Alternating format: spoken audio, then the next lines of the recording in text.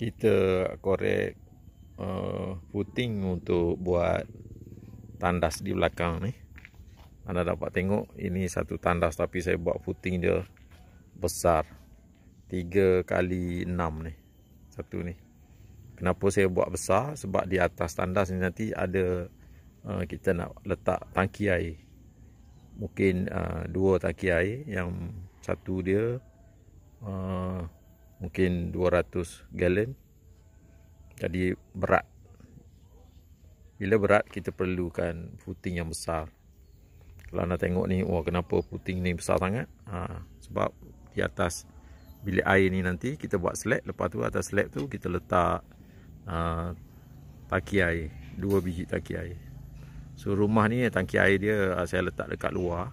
Kalau berlakunya kebocoran, berlakunya overflow, jadi tak masuklah air tu dekat dalam rumah. So dekat luar rumah. So tak ada efek lah dengan barang-barang perabot ke apa dalam rumah. Plaster siling pun dia tak kena. So kat sini saya buat slab, walaupun dia overflow, dia jatuh kat slab tu. Slab tu tak masuk air ke dalam. Jadi selamatlah plaster siling selamat, perabot-perabot selamat. Kalau anda semua ada tanah nak buat rumah sendiri, dengan tanah sendiri, jadi elok je buat apa-apa sistem air tu dekat luar rumah, supaya maintenance nanti senang nak jaga, tak ada efek dengan barang-barang perabot dalam rumah. So anda tengok rumah ni dah agak besar, tapi bila kita sambung lagi dia punya tandas dekat luar ni, makin besar lah rumah ni, lapang luas. Anda tengok semua tu ada besi-besi, kita dah standby tu. Kita dah cucuk dekat dinding, dekat beam tu. Kan anda nampak tu. Tu besi, sana besi semua tu. Okey. Untuk adik-adik baru belajar, mungkin tertanya-tanya kenapa pipe cat ni besar. Footing ni besar. Sebab kita apa-apa rumah yang kita nak buat, nak bina, kena tengok keperluan di atas. Kalau keperluan dia, kita nak letak tangki air, nak letak atap geting, nak letak slab rumah 2 tingkat. So anda kena buat footing dia besar. Sebab footing ni yang menanggung beban nanti. Kalau footing ni kecil, kalau dia tergelam sikit ke, dia turun sikit ke, akan efek pada binaan di atas. Okey, yang ni kecil je lah. Yang ni 3x3 macam biasa. Yang sana tu 3x3. Ini tandas ni dia kongsi. Jadi daripada bilik sana pun boleh masuk tandas ni, bilik sini pun masuk tandas ni. So ini tandas ni. Itu bin tandas datang sini terus ke sana. Tandas ni saya buat besar. Saya buat yang ni 6x10 ni. Besar ni yang kongsi ni. Biar luas tandas tu, selesa lah duduk di dalam tu. Tak adalah nampak tandas tu sempit sangat. Sebab kat sini tanah banyak, ruang banyak. Okey, anda boleh tengok ni. Walaupun nak buat pipe cat tandas, side rail ni, side rail besi pagar kena buat. Nanti lari dia punya sesiku tu. Besi pagar kita kena, besi side rail ni kena buat, pagar side rail ni kena buat supaya tak lari. Kat sini pun kita ada kena ambil mark. Jangan agak-agak je. Ambil mark. Dekat sana pun ada mark tu. Dekat bawah batu tu. Anda nampak tu? Bawah batu tu ada mark tu. Ada merah tu. Belakang benang tu. Marking kena ada. Sana tu anda nampak tu ada marking tu. Pagar side rail kena ada.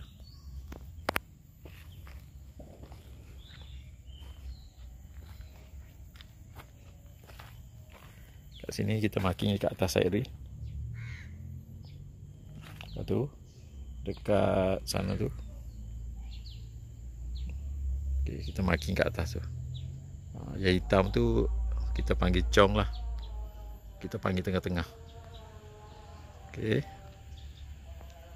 Yang tu merah tu ukuran batu. Bawah tu ada besi.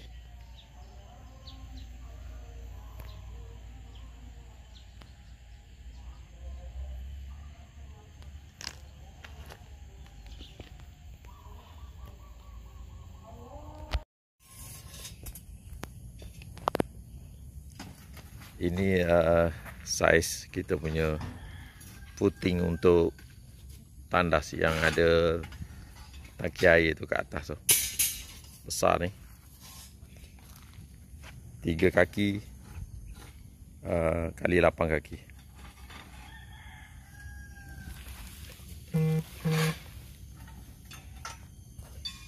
Anda dapat lihat tu, kalau beban di atas berat, kita nak tanggung tu, so kita kena buat footing ni besar lah. Ada sahabat-sahabat tanya footing tu saiz berapa berat. So kena ada pengiraan dia. Tidak semestinya footing tu saiz dia 3x3 je. Tak, tengok dia punya keperluan lah. Tengok dia punya beban yang akan tanggung. So dekat belakang tu kita ada 3 footing. Ini footing yang besar ni sebab dia akan menanggung beban tangki air. Ada 2 tangki air kat atas dia. Bersaiz 200 gallon, 200 gallon. So dia nak kena tampung 400 gallon air. Okay, ni footing dia besar saya buat. Dan footing yang kecil sebelah tu, ini ni dia tak tampung apa-apa air. So biasa je lah, 3x3. Ini 3x3. Biasa je. Ni. Ni pun sama. Kita ada 3 footing tu untuk tandas tu. 3x3.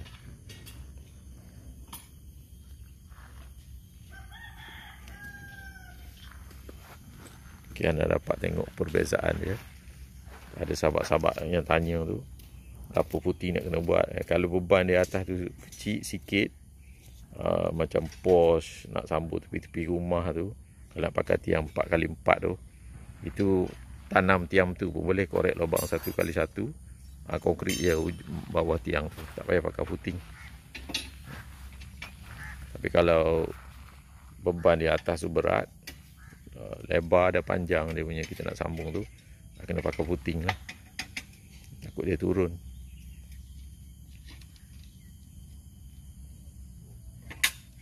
Okay. Ini perkongsian footing ni. Footing ni bukan satu saiz je, macam-macam banyak saiz, bergantung kepada berat yang dia tanggung. Okey, untuk besi footing yang besar ni, kita kena buat di atas dia. Memanglah kita tak letak Y12 di atas ni, dia jadi mangkuk macam tu je. Okay, dia macam yang sana tu. Tetapi kalau kita tak letak, kita panggil bingkai lah, kita frame di atas tu, dia nampak macam kelang kabut sikit. So dia tak duduk sekata, dia tak duduk dalam jarak yang betul nanti kalau kita letak di dalam footing kita nanti. So apa yang kita perlu buat, kita ambil satu R6 ni, kita ikat sekeliling dia. Okay, macam ni. Okay, kita ambil R6 ni, macam kita buat frame lah. Ambil satu batang.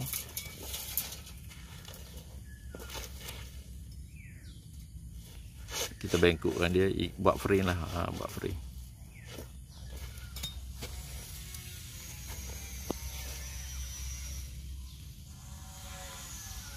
Yang buanglah tali hijau tu Nyam. Itu buang sampah.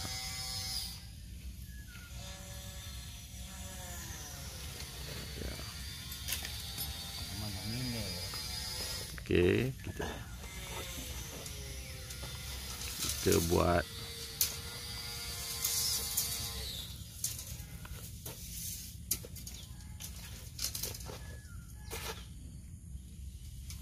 kita bengkokkan dia. Kita buat macam bakul lah. Cuma kita tak pakai Y12 lah. Kita pakai R6 je supaya macam link juga, tapi ni link besar. Supaya saya mau dia punya jarak tu sama, nanti kita boleh ikat. Kalau tidak dia jarak dia tak sama, ke hulu ke hilir. Yang lebih dia tu, yang ke bawah tu, besi-besi ke bawah tu.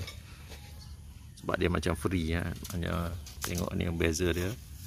Kalau kita tak ada buat link tu, frame tu, dia akan jadi macam tu. Dia akan jadi macam ke sana ke sini. Sebab kita ikat bawah je. Atas ni tak ada. So untuk yang lebih satu kaki atau untuk footing yang besar, nak kena buat pakai R6 ni buat sekeliling dia. Okay. R6 ni tak payah potong pun boleh. Dia lembut je. Besar mesti potong-potong. So, bila kita buat bingkai tu, buat frame tu sekeliling, jadi kedudukan dia punya besi tu cantik lah. Betul lah dia kedudukan dia. Dia jadi macam bakul lah. Itu sebab besi footing, kalau bahasa side dia besi bakul. Ada panggil bakul, banyak bakul lah. Kat side-side besar tu, kalau ada imbuh dengan orang-orang luar, semua dia panggil bakul. Panggil besi bakul.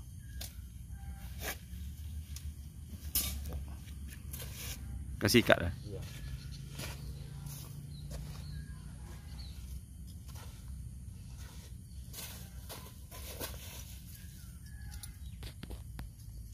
Okey, ikat dia.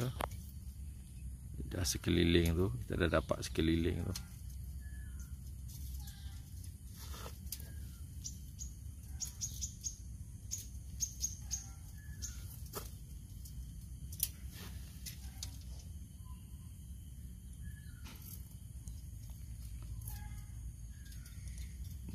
Kasih cantik ni, kasih betul-betul. Ya. Kasih jaraknya sama.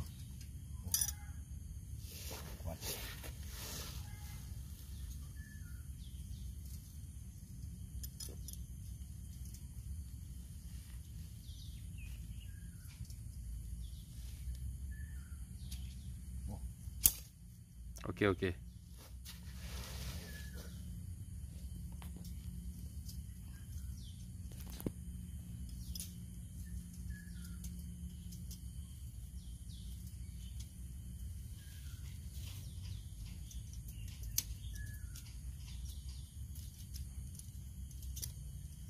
Okey, nanti ikat semua.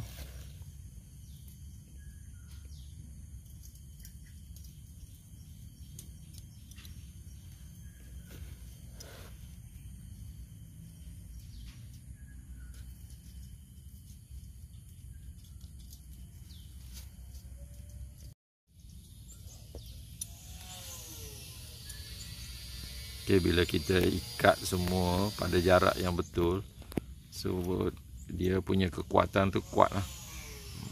Lepas tu dia tak akan terbuka nanti, sebab dia dah ada link kat situ. Okey, lepas tu bakul ni macam tu. Okey, anda dapat lihat ni, cantik dia duduk tu. Kedudukan dia tu cantik. Dia sama lah. Lubang ni, jarak-jarak dia tu cantik. Dia tak jadi ke kiri ke kanan semua, sebab dia panjang. Kalau kita tak buat, dia jadi macam tu. Tu.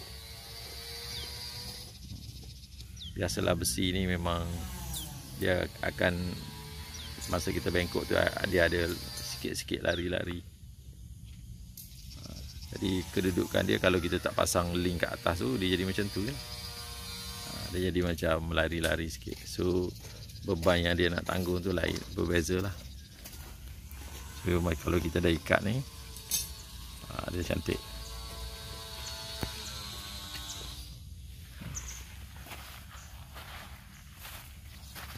Okey. Ini bakul kita untuk puting yang besar. Kalau puting kecil tu okey. Puting kecil 2x2 tu okey, tak ikat pun okey. Dia jarak dia tu masa kita bengkok besi tu dia tak lari sangat, tapi bila panjang kita tak boleh nak pegang dengan tangan, panjang lebihan tu dia akan lari. Okey, terus sedikit kosian untuk buat puting yang besar. Puting yang besar. Besi puting ni. Ini besar ni.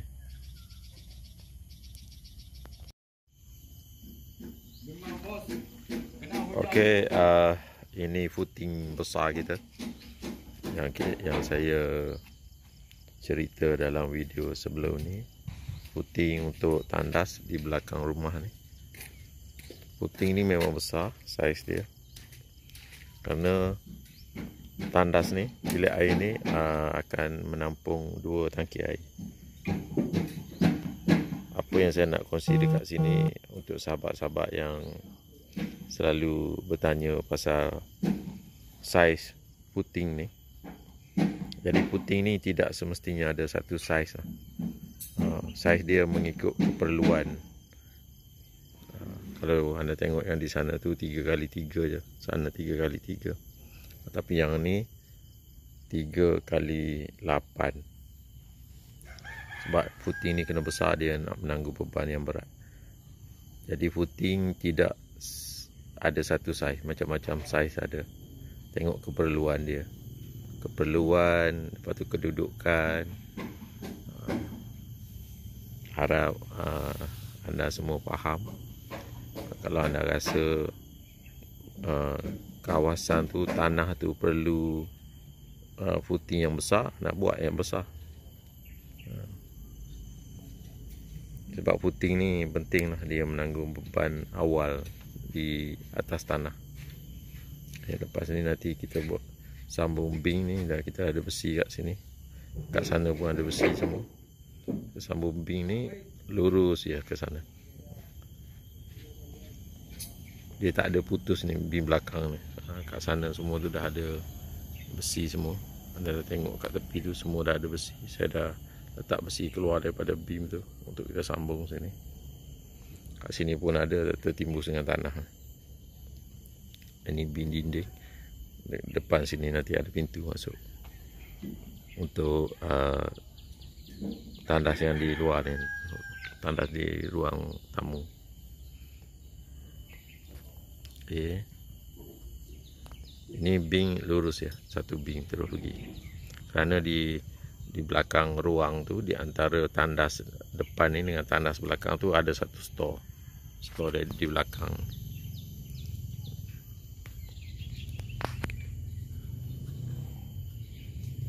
Ini puting besar kita.